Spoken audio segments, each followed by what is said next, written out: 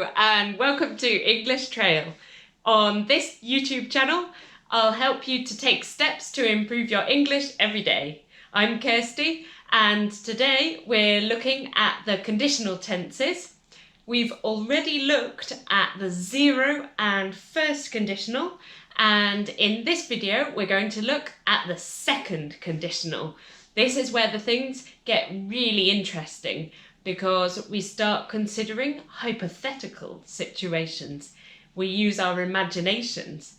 This tense we could use in our pet speaking, for example, describing a photo, or in our even in our B2 or C1 speaking exams, or when we're talking to people. It's a nice way to consider possibilities. So it's a really useful structure to use. We'll look at the structure, some examples, and I'll help you to make some examples yourself. So let's go!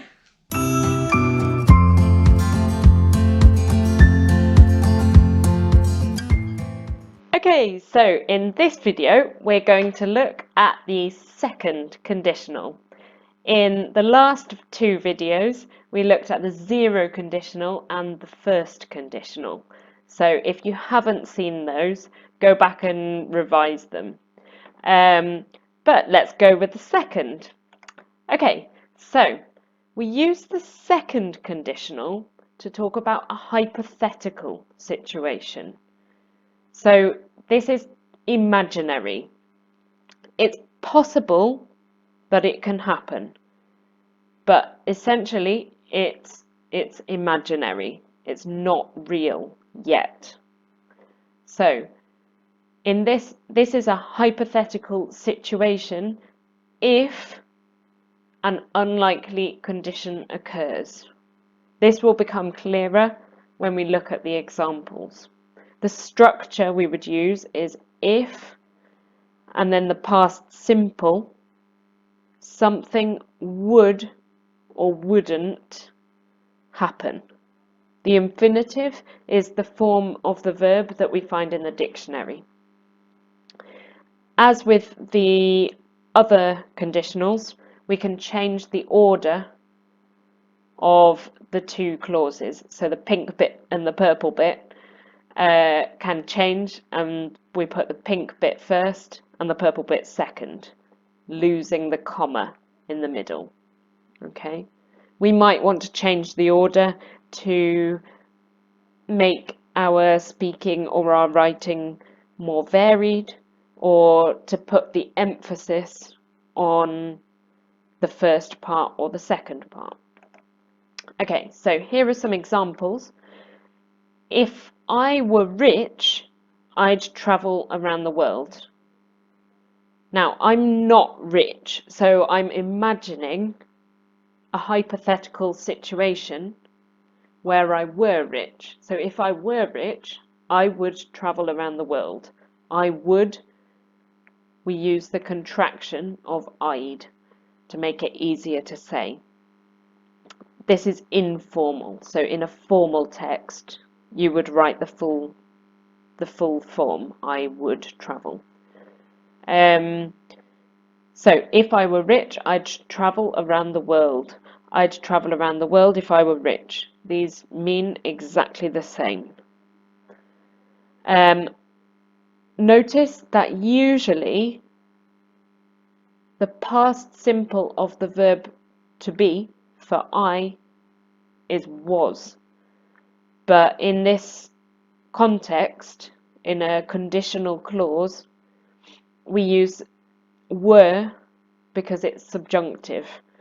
This is one of the few examples of the subjunctive.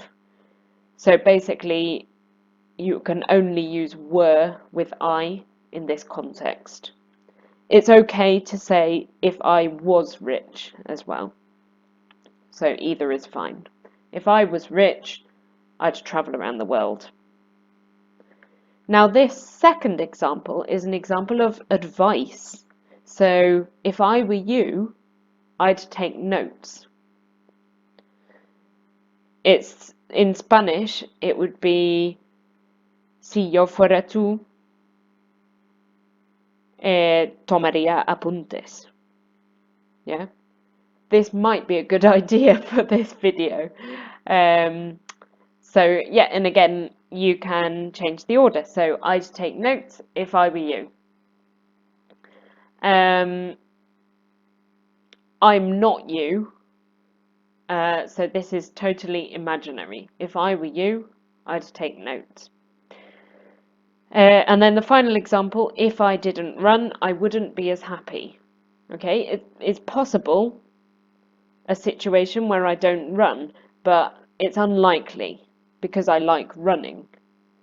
So I'm just imagining how my life would be different if I didn't run.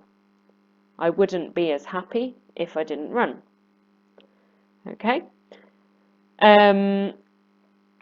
So here are some questions. What would you do if you won €1 million or £1 million or $1 million? This depends where you live. Would you travel around the world? Would you buy a sports car? Would you donate it to charity? What would you do? Okay. Write your answers in the comments below or send me them privately. Some people have done that. That's fine as well. Or tell a family member, a friend, your cat. What would you do if you won $1 million or euros or pounds? And secondly, how would your life be different if you lived in another country? Okay, so with a different climate or different language or different culture or whatever, how would your life be different? So let me know, and thanks very much for watching the video. I hope it's been useful. In the next video, we'll talk about the third conditional. So subscribe to the channel to keep updated on all the videos that I upload. Let me know if there are any other videos that you would like me to make, and thank you very much again. I hope you join the English Trail team to take steps to improve your English every day. Bye bye!